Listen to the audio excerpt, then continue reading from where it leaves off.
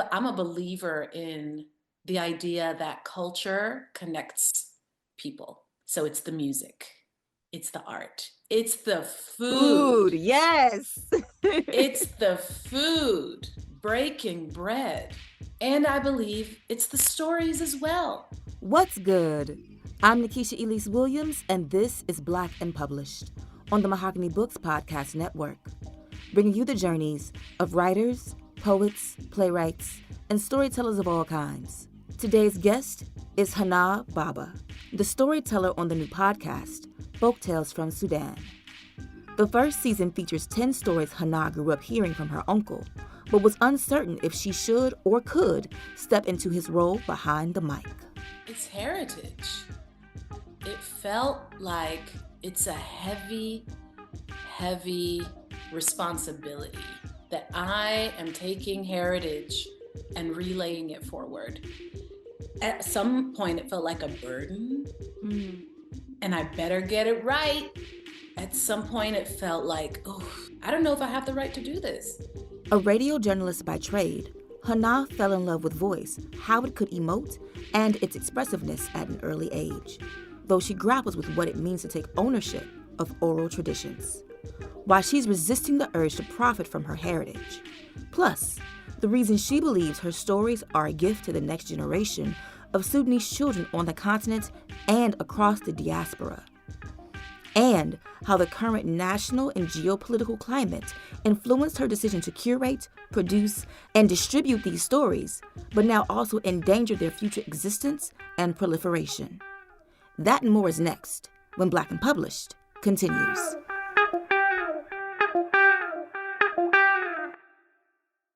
Hana, when did you know that you were a storyteller? Woo, at a young age. So I grew up in a home where stories were huge. I come from a culture where stories are big. So my family's from Sudan. And so I grew up in between Indiana and Houston in this very Sudanese home where my mom told me these folk tales that she heard from her great grandma back home in Sudan. And I was mesmerized by this idea of just oral storytelling, just someone sitting down telling you a story, right? With no screens, not anything on TV, it's not video, it's not at the movies, it's just somebody talking to you. And so at an early age, I just fell in love with the intimacy of voice, how beautiful sound is as well. And I feel like I went through school, I went to law school, interestingly enough, but at the back of my mind was always this love of hearing stories. And I felt like I could tell stories as well. So I went into journalism. It is not a coincidence that I turned out to be a radio journalist. So, to go from the intimacy of voice, as you said, to deciding that radio was the medium that you wanted to tell stories, to where you are now with Mm. producing your own podcast and having the stories from your childhood, from your culture, folktales from Sudan, as the basis of your show, and sharing that culture and those stories. What is it about the Sudanese storytelling style that most intrigues you? Mm. So our official family storyteller is my beloved uncle, Al-Baghir. And when we would go to Sudan to visit family and, just be there as a child, one of the things I treasured was every Friday, all the cousins would get together and sit on the floor at sundown with some milky tea. And he would tell us these stories theatrically. It was not just somebody sitting down telling you a story. Once upon a time, there was a king and a queen. He stood up and he performed the characters. In today's language, it would be called voice acting, right? Or theater, right? And so you would be totally immersed in this cinematic portrayal of something that was very old and ancient, right? Like he would be talking about this old witch, and he would do his voice like that, right? This old witch, and she came really slowly. And that's what drew me, I think, to our type of storytelling, right? It's full of emotion. It's full of, again, these multiple voices.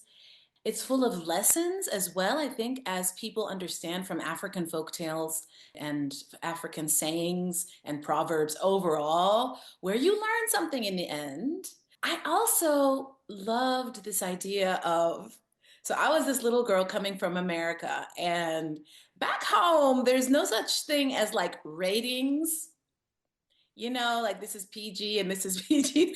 And so here I was, this like 6-year-old girl, hearing these stories about this scary, scary characters, these blood sucking zombies. And for me, it was like access to other worlds as well, kind of the spiritual worlds, right? That I didn't get to hear in the US in my little Disneyfied world, for better or worse. You know what I mean? Just for better or worse. I don't know. And that's not what we're doing with this podcast. It is very family friendly in the American sense. But yeah, that's what drew me. It's the style of storytelling, and it's the mixing of this idea of voice and facial expression, all of it. Just loved it. When did you get the idea to produce these stories for voice and for a podcast? Like, what was that generative process like for you? Mm. So I've been in radio journalism, in public radio, in the newsroom for 20 years here at my local station, KALW Public Radio in San Francisco. So I've been hosting the news magazine here called Cross Currents for 20 years now. I also have a podcast with my friend Leela Day called The Stoop, where we also explore Black stories and African stories through journalism and through storytelling and conversations. But I always had these folk tales at the back of my head, right? Like throughout my career, that I gotta do something with these beautiful things that I have heard, that are just engraved in my mind and in my heart, and that nobody else is doing, to be honest. Nobody else was taking these folk tales and recording them, let alone in another language, right? Like this is a translation project as well, because we speak a Sudanese Arabic back in Sudan. And so I had to translate all of these as well. So it's a lot of work. And every time I came close, life would happen and work would happen and kids. And so I knew I wanted to make this podcast early on. But what recently brought the urgency and made it actually happen is this war happening in Sudan. It is the second anniversary. Millions of people have had to flee, including members of my own family, including our storyteller that I just talked about, El Bagher. They've had to flee their homes, just pack up and leave the country because of the violence. Cultural institutions, the museums have been looted, right? The records and the archives and the music libraries have been destroyed. And so for me, my thought was, how can I help preserve this culture?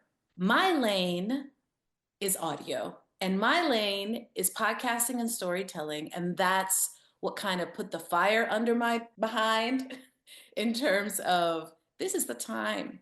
This is the time to do this. So I started interviewing my mom and my uncle, calling him up, gathering the stories again, writing them down. It was a fun process of remembering these stories as well. And my mom and my aunties made a group chat in the WhatsApp so they can remember these stories together. I love that. I love it. I would wake up here in California and the group chat would be popping with no, no, no. The witch had a green nose. No, no, no, no, no. That was the ghoul in the other story. No, no, no. And the witch, and they were like remembering these folk tales, and I felt like it was healing and Mm, cathartic for them too mm. in this war and in what's going on right now. Like it was something beautiful for them to remember. And so I gathered all these stories, went into my studio. I translated them. That was a big deal.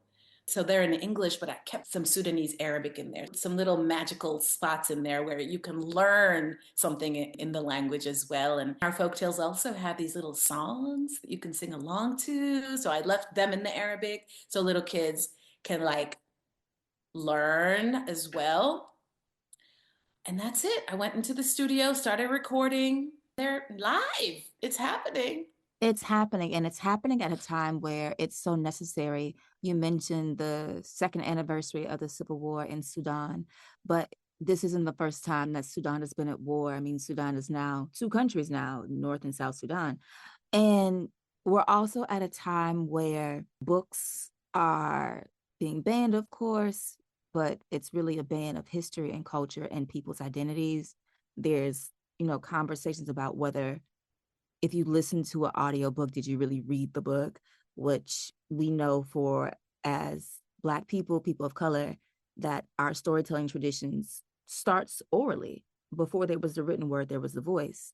And that whole griot system and tradition.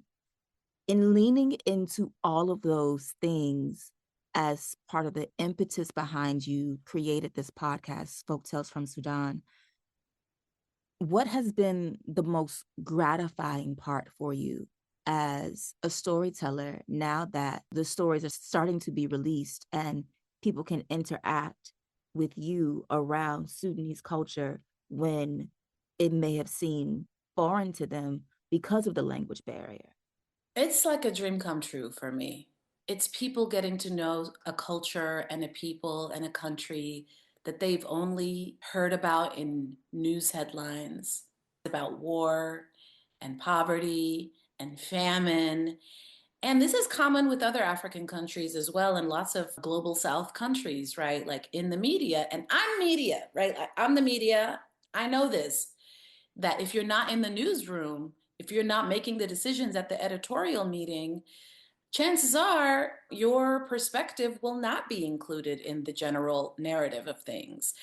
And so I love this idea that people will get to know Sudan through a beautiful tradition, through a beautiful heritage that they can enjoy as well. I'm a believer in the idea that culture connects people. So it's the music, it's the art, it's the Food, food, yes. it's the food, breaking bread.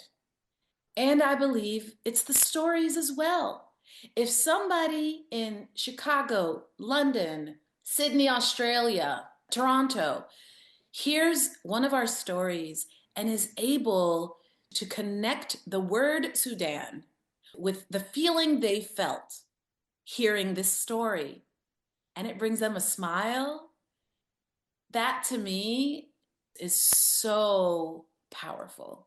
And that's the goal. That's the goal. The goal is to show Sudan in a light that's positive, in a light that hasn't been told before, through a narrative of beauty that hasn't been heard before, and in English so that it can be accessible to the world, right? So folks around the world can hear this. Their children will hear this. Their children will learn about a place called Sudan where, yes, there is war and there is poverty, and all of this is happening. But as Chimamanda Adichie said, it is not the single story, Mm-hmm. right? It's that danger of the single story when you label a place as one thing and then that's all it becomes. So, my hope is that when people hear these stories, they'll be able to add something to the image of Sudan and Africa, right? Because this is an African problem. So they were able to add another feeling, right? Another image in their head of these places far away that they only hear about on the news. So the stories are in English with a bit of the Sudanese Arabic maintained. What impact do you think this podcast and these stories will have on the people of Sudan who are fleeing violence and war, as you previously mentioned, at a time where it could be really easy to feel demoralized because of the war? But here comes this project that is uplifting part of who they are. Right, right. One of the beautiful things that has come out of this war is the diaspora. So, Sudanese who are living in the US, Canada, Australia, Europe are stepping up and creating these projects to preserve culture. And it's a positive movement. It's a beautiful movement. I'm in my Instagram, and it feels like every day some new artist is painting, right? Just like paintings from the home that he remembers back home that's now demolished. Photographers. It's the musicians making music. It's the poets and the writers creating all of this beautiful art from memory, preserving the collective memory. And in places where folks have had to like relocate, one of the big areas is Egypt. Cairo, Egypt is where so many people have had to evacuate to. And you see people coming together. And so that is something that I hope these folk tales are also a part of, right? This movement by folks who can, because we're over here in our country safe, we're still traumatized. You know, a diaspora is always traumatized by violence back home. But in addition to fundraising and helping out our families with money, which has been a big deal as well, this is where I feel I can make a difference. This is where I feel I can make a difference for the country, for the people, and bring them a little joy.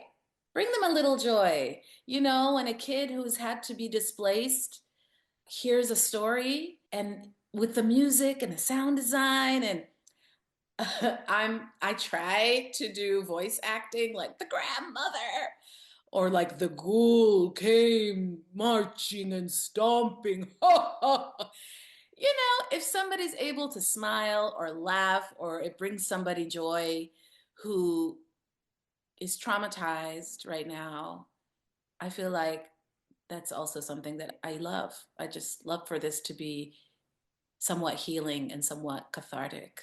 So then let's talk about the production aspect of producing these stories and putting them out. Normally, this is where I would talk with authors who have books about publishing process, but just because it's not written doesn't mean that it's not a process. Oh, it's a process. My background is in television producing, so I kind of understand where you are and what was needed. What was it like when you presented this idea? I know you work for public radio, but is this part of the public radio programming or is this completely your own project?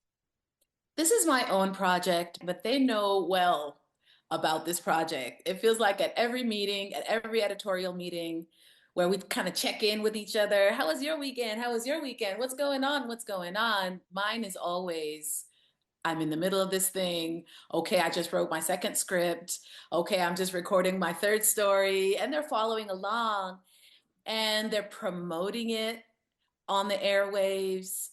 They have been able to get me a partnership with Oakland Public Libraries. I'm going to go do these stories live for children at our libraries. That's in partnership with the station. So it's not a part of the station, but the support has been immense. And they will air also on the station. So I guess it is a part of the station at the end of the day because it's radio and this is an audio project. So it just kind of makes sense for this to also be aired on our station. So then, was it always intentional in thinking about collecting the stories and producing them to have them in mind for the family experience? Yes, but for children who may not have the language to process all that they feel or fear or are going through, but can escape, as many children are wont to do, into a story and into a book, no matter how it comes. I love that. I love that. Absolutely.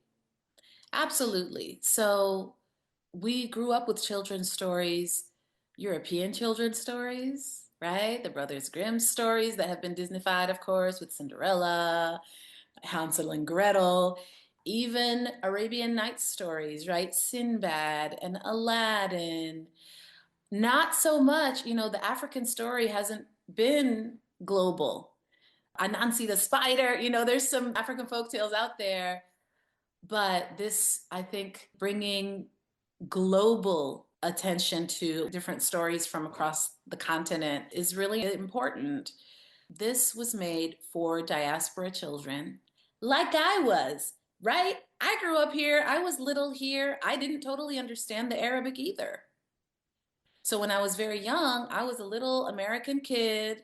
I loved going to Chuck E. Cheese, you know, and at home my mom would tell me these stories. I would kind of get some of it, and then she would kind of translate so I would understand more.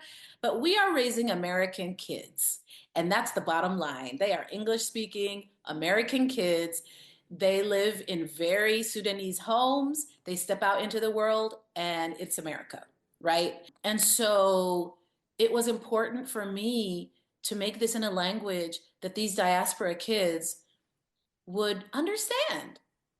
It's simple. I want kids to be able to not only understand the stories, but to be able to share them with their friends at school, with their peers. And you can't do that if it's all in Arabic. You just can't. And also, the diaspora is growing. This area where I live in, San Francisco Bay Area, when I came here, it was about 500, I would say 400 families. Today, it's upwards of 1,500 families. This war has displaced so many people. There's new diasporas happening in the US, in the UK, in Canada, in Kenya, in Uganda. There's a generation of Sudanese kids who will never go back to Sudan, Mm. not even for a visit, because of this war. And because even the most pessimistic estimates say it will take at least 20 years before a full rebuild can happen. That's a childhood and a teenagehood, right? Like that's 20 years. And so in my mind, there are thousands and thousands of these kids that are here already and thousands that are coming and will not get to have the experience that I had going to my grandma's house and sitting on the floor and hearing from my uncle and smelling the Nile and eating our food. They're just not going to have that experience because everything is demolished right now. And so this is another way for them to experience Sudan because the closest they're going to get to a Sudan is in their diasporas. Mm. You just said you could smell the Nile from your grandmother's home, and my heart just had like a little pinch because, like, that sounds glorious. My favorite sense is hearing and audio. My second is smell. A scent, a smell can just transport you. I am a lover of perfume and incense. I think I get that also from our culture. We're a big perfume culture. We're a big incense I think culture. you're a lover of beauty because the way you are presented on this screen right here, I know the listeners cannot see you, but baby's face is beat down. Okay. Face is served, never Oh, declined. Okay. And then the oh my whole gosh. background is just like I see the cat going back and forth. So like I know it's not a screensaver. Like she really lives like this. Okay. She's got the furniture, the plants, the natural sunlight. It's giving Thank opulence. you. Okay. Oh, thank you. But it's food, it smells, it's yeah, that smell of the Nile. It's the smell of the trees that only we have back home, right? There's something called a neem tree, and Mm, then there's jasmine everywhere. And my grandma's house had a henna tree, like henna. So it's the plant that it comes from, right? And there was a whole big bush of it at my grandma's yard. So we'd be sitting listening to the stories, and then like a breeze would come by and you'd smell that the henna smell. And then you'd smell, somebody's cooking fish. And so, all of this, I am so blessed that my parents took us to Sudan to be able to experience this. I took my daughters, thankfully, as well. My daughters are in college right now. But when they were little, we went to Sudan. We tried to go every 2 years or so. So they got the feeling, they got the smells and everything. But like I said, thousands of kids today will not have that experience. And so the closest they will get to Sudan maybe is these stories. So, without further ado, for all those who are displaced, either by the war or by centuries of colonialism and slavery and imperialism, can you please read a little something from one of the stories so that people can get a feel about these folktales from Sudan? Oh, I would love to. Folktales from Sudan, the new storytelling podcast from Hana Baba, features 10 stories for families, translated for the first time from Sudanese Arabic into English. The characters range from shape-shifting kings and fearless daughters to cunning animals. The stories feature songs, a moral, and a message that explore for the first time just one piece of Africa's rich oral tradition, starting in the heart of Sudan. Here's Hana. Okay, so this story, it's the first one. And we begin our stories with Izayakum. Izayakum means hi or how are you doing? So I wanted to preserve the flavor of the stories. So here we go. Izayakum. Welcome to Folktales from Sudan. I'm your storyteller, Hana Baba. Today's story is called The Father and His Three Sons. قالوا كان في Once upon a time, there was a man with three sons, Hassan, Ahmed, and the youngest, Muhammad. They all lived with their mother and father happily in a house in a small town. The father worked in the market, selling things like fruits and vegetables and grains. One day, while he was at the market, the other merchants were bragging about their sons, how smart they were, and how much they loved their fathers. That night, the father asked his sons to come into his room. They all came, and he asked them a question. He asked, بتحبوني قدر شنو? How much do you love me? The oldest son, Hassan, said, أنا بحبك زي الذهب. I love you like gold. The father was happy and smiled. The second son, Ahmed, said, أنا بحبك زي الفضة. I love you like I love silver. The father's smile became even bigger. The youngest son, Muhammad, said, أنا يا أبوي بحبك زي الملح. I love you as much as I love salt. The father frowned and yelled at him, Milk? Salt? He was angry and said, Salt? What kind of an answer is that? Your brothers said such valuable things like gold and silver, and you say you love me like you love cheap, cheap salt? He was outraged, and he told Muhammad, Since you don't love me, leave my home and never come back again. What happens? Listen to the podcast. Yes, thank you. So I've listened to three of the stories. The first one that you just read a little bit from, I don't remember all the titles, the one about the eagle and then the one about the mice and the cats. Mm-hmm. I think of those three, my favorite is the story about the eagle. Mm.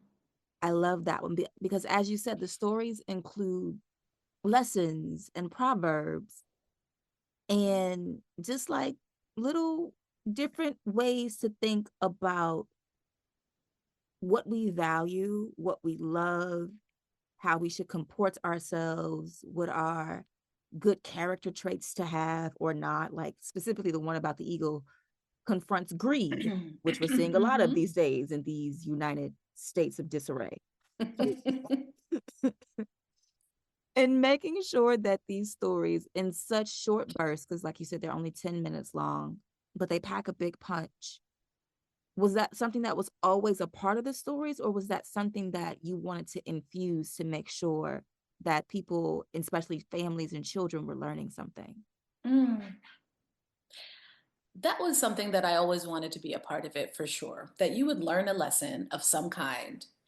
Now, some of our stories, there's really no lesson. It's nonsensical. It's just fun. It's a good time. And there's really no story arc. And that's one of the things that I had to like discuss back and forth with my mom and my uncle and my aunties is like they have these little stories where it's just like it's a hoot, right? It's fun, it's funny, but there's no story. It's just like there needs to be a beginning, a middle, and an end.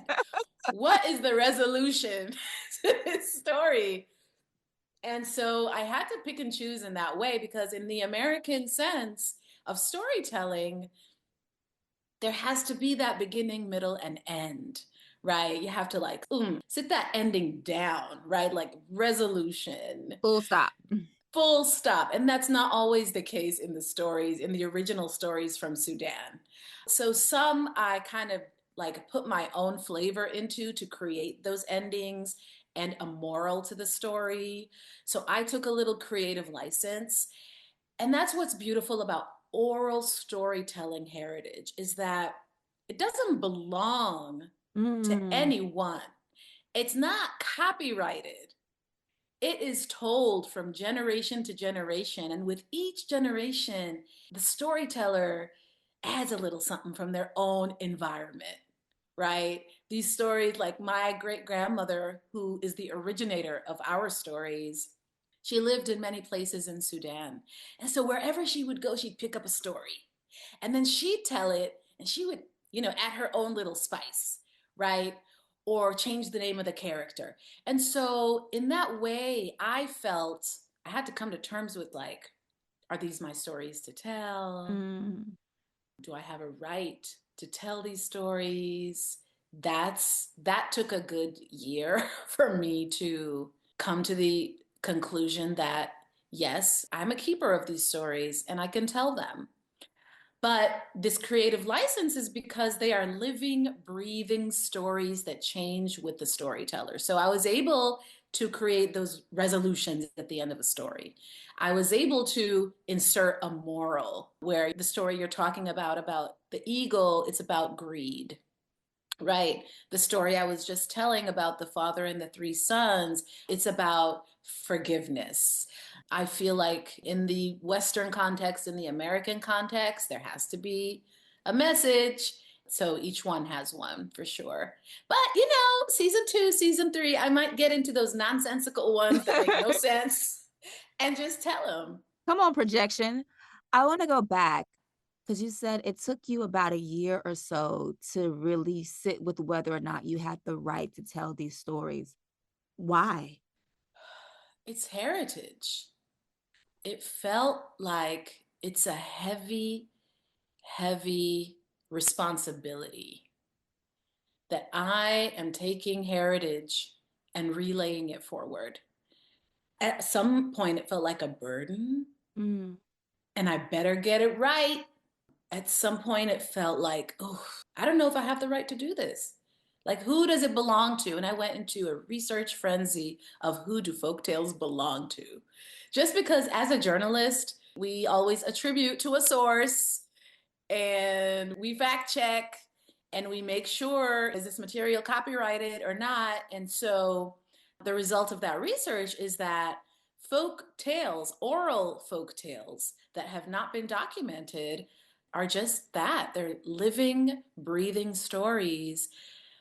And that is so generous of a concept, Hmm. right? Just like take this and give it to the generations. However you hear it and however they will best absorb it according to their culture and according to their time, right? Because I talked earlier about the PG and the PG-13. I had to think about ratings in this country. And here I am taking these folk tales that nobody cared about ratings about. Are they child friendly? I should submit them to the common sense media people. Is it okay? Because people were also starting to ask, what ages is this for? Right. And there's some stuff that I've had to tone down, which the Brothers Grimm, the original Cinderella, the original Snow White, were not the ones we know today from Disney. They were full of violence and misogyny and patriarchy, and they would not be family friendly today. But then over the years, people like Disney took these stories and said, how do I make this appropriate for children today in America? And now you have the Disneyfied versions of stories. So Also I kind of argue. had to do the same thing. Tone I down the scary, tone down the violence, tone down the. There's a lot of misogyny in our folk tales just because they come from hundreds of years ago, where the girl is just at home and the man goes out and works and comes back, or the damsel in distress, where the knight comes and saves her and saves the day.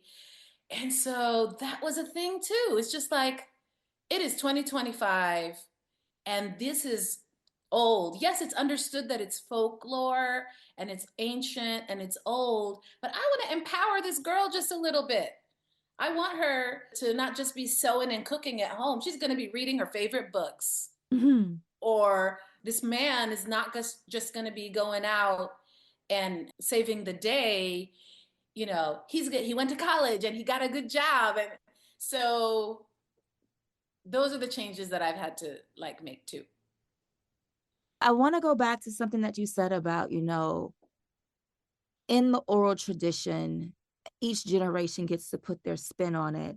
And it's not the same as how you have copywritten stories or that subject of ownership, really.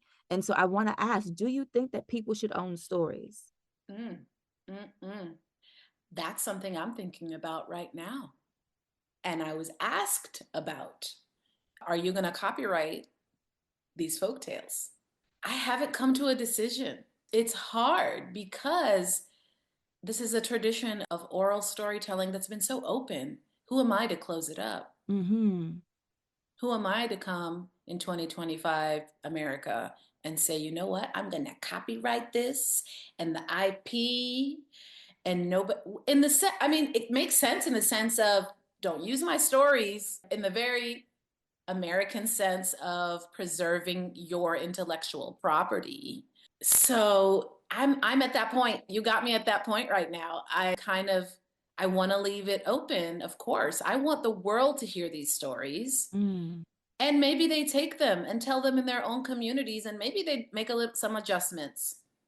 I mean, the podcast is there. It's not going to be changed as an audio project. And this is the first time that's ever happened. That's why we're in new territory and uncharted waters. But my feeling is that I am a keeper of these stories, and there can be many keepers of these stories as well. I love that because like as I was listening to the stories and as we've been talking, I was like, oh, I would love like if you put them in a book and then like you could read them to your children, like how Disney has, my daughter has these 5-minute Disney stories with all the Minnies and the Daisies and the Mickey Mouse Clubhouse folks and everybody in the book. And so then I can read her the stories that she also watches and she really enjoys that. But there is definitely a capitalism aspect to publishing these stories in a very traditional way that no longer allows the stories themselves not only to be open source, but then to also be able to be shared among peoples and cultures and twisted and spun, and everyone who's keeping them puts their own twist on it as they give them to the next generation. And so I think it's very bold of you, even though it shouldn't seem like it, but the resistance to commodify something that people would probably pay for. Yeah, I mean, it's a personal project, it's a nonprofit project. I've been approached by institutions like the Smithsonian, the folk people. Well, who knows now with the Smithsonian, right? What is a museum? Like for real, what is a museum? The times we're living in, let me tell you, nothing is certain at all, but they were interested in like an album, right? Just like, oh, if there's an album of these folk tales, that would be wonderful. Some other people said, why don't you create a book, right? So people can read them, like you said, as bedtime stories. I'm not at that point yet. I still need to kind of focus on this. And I'm open, I think, to those kinds of additions to this. And again, it's not for money. I just want these stories to be out there. If organizations and nonprofits want to take them and distribute them, if public libraries, right, want to have them, I am down to just distribute. This was never about the money for me. Mm. You said that doing this project was a tribute to your uncle, who was a storyteller in your family. And you mentioned your mom and your aunts, and your mom is highlighted as, I believe, an executive producer. She's the editor and story consultant. Editor and story consultant. Let me get her titles right, put some respect on her name, okay? Uh, she's the editor and story consultant for the stories. What has your family's reception been to this project now that it is out and up and live? Oh, it has been a beautiful thing. My uncle had to just pack a bag and abandon his home and make an actually very dangerous trip to safety. Thankfully, he's safety in another country right now. And so I was able to call him and let him hear what the stories are like. And so I've had nothing but support and love from the family. They love it. They love that I'm doing this. They're spreading it everywhere. All the aunts are posting it on their Facebooks and their WhatsApps.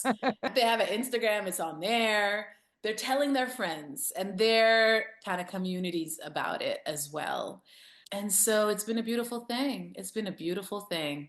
So before I let you go for the afternoon, I want to do a little speed round in the game with you. Oh, okay. What is your favorite book? Oh, gosh. My favorite book is Lyrics Alley by Leila Abu Laila. Who is your favorite storyteller, any medium? Oh, my uncle Al Baghir. I mean, I don't know, he's a storyteller, but nobody can tell a story like him. Nobody can tell a story like him. And it's different each time. There are versions. There's 1.0, there's 2.0, 3.0 of every story. Who is your favorite poet? It has to be Warsan Shire. Her poetry just speaks to my heart. What is your favorite song?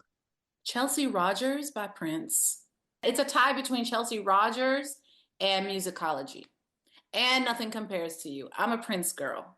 If money were no object, where would you go? What would you do? And where would you live? If money were no object, I can't go to Sudan. That's what I would have said. But I think I would be right here. I love the San Francisco Bay Area. I absolutely love it. Name three things on your bucket list. I want to go to Mecca and do a Hajj. Hmm. I want to live next to a perfumery of some kind. And if it was possible, I would love to just go sit by the Nile in Sudan, have some tea, because it seems so impossible right now. I think that would be my third item on the Hmm. bucket list. What brings you joy? My girls, as I see them blossoming into young ladies, my relationship with them is growing and I love it. They're not the teenagers anymore. They're coming into their adulthood and we're having adult lady conversations. And every time I'm done with a call from them, I find myself just smiling. What brings you peace? My parents.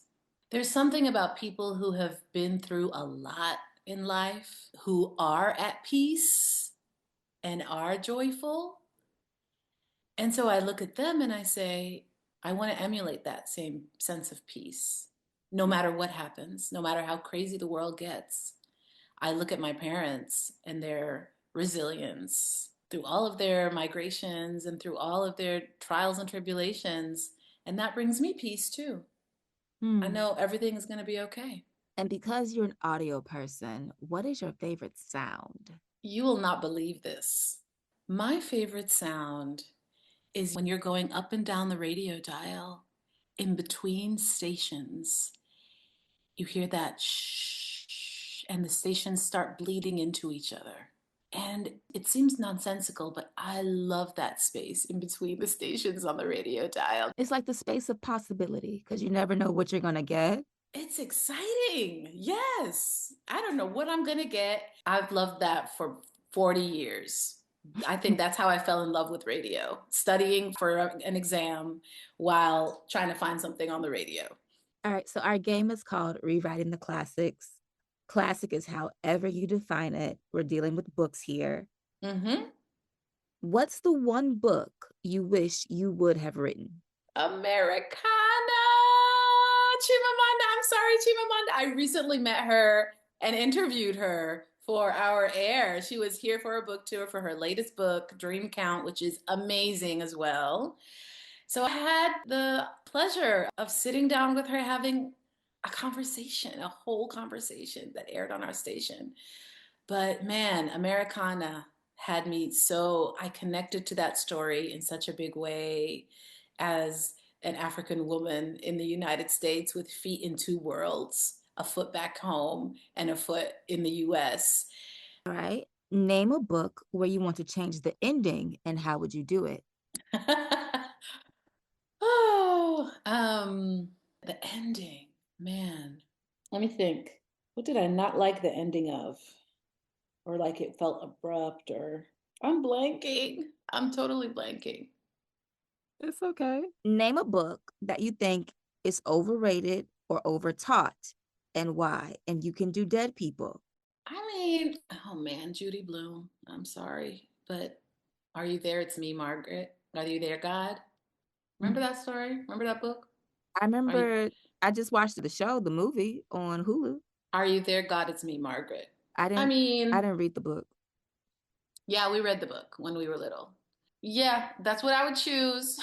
That's the book I would choose. I just felt like it was good. It was okay. I think it's highly rated and it's talked about a lot. And it's actually, I think, one of the banned books because it was so daring for the time.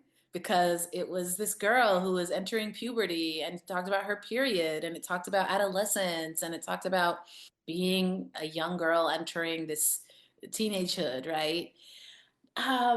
That's why it was such a big deal. But like the story, I just I would answer with that.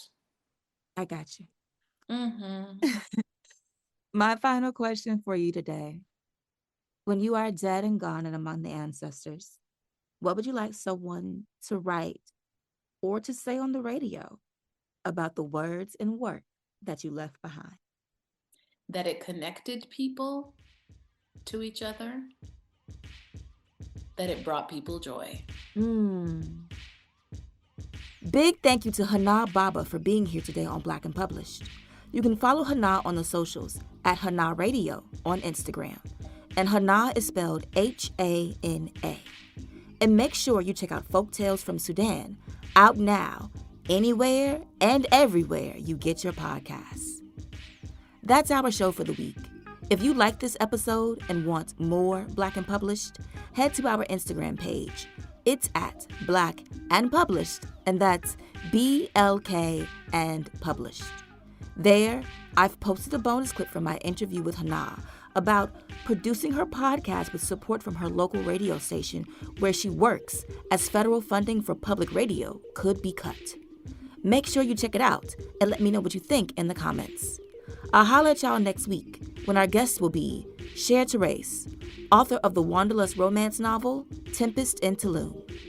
I never grew up wanting that fairy tale life. Let me just be real clear. I write romance, but I never saw myself like being the princess that's being chased by Prince Charming.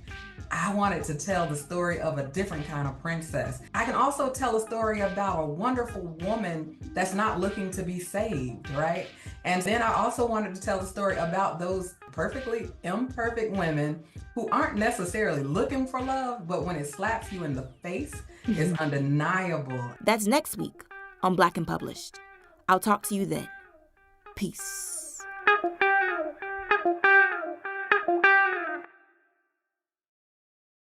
What's going on, family? This is Derek Young and Ramunda Young, owners of both Mahogany Books and the Mahogany Books Podcast Network. We really want to thank each and every one of you for listening to this episode. And if you enjoyed what you just heard, drop us a review and rate us on whatever platform you download podcasts on. We truly appreciate each and every one of you for supporting us and making us your go-to for Black books. And we look forward to connecting with you all sometime in the future. Thank you again, fam. And always remember, Black books matter.